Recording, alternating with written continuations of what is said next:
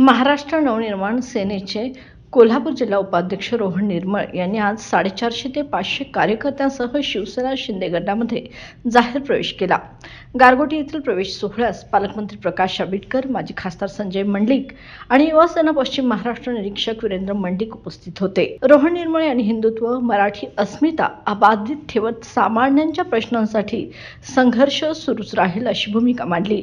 या प्रवेशामुळे शिवसेना शिंदे गटाला ग्रामीण भागात मोठे बळ मिळेल असा विश्वास नेत्यांनी यावेळी व्यक्त केला. खरं तर माईकची जास्त सवय नाही, तेव्हा काय चुकलं असलं तर सगळ्यांनी माफ करावं.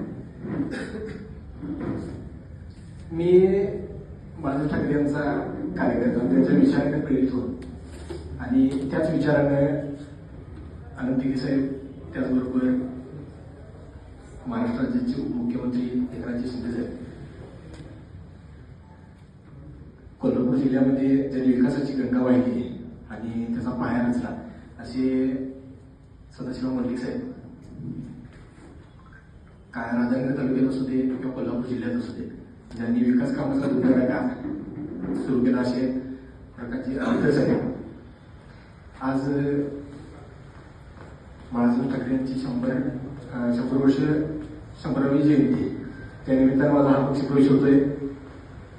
खरंच या विषयाचा आनंद आहे. त्यानिमित्तानं आज पक्षप्रवेश होत्याचा मला या पक्षप्रवेशासाठी बघायला गेलं तर वीरेंद्र मंडलिक साहेबांनी मला खूप सहकार्य केलं.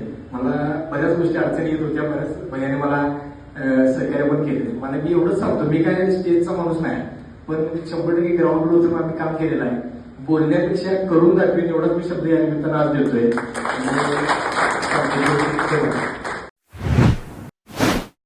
बाळ, फ्रीजमधून श्रीखंड काढ ना. आम्ही पूर्वी घरीच बनवायचो श्रीखंड, त्याची चवच वेगळी होती. आता काय सगळं रेडीमेड. आजी, हे श्रीखंड खाऊन बघ. आज तुझ्या आईनं घरीच बनवलं की काय?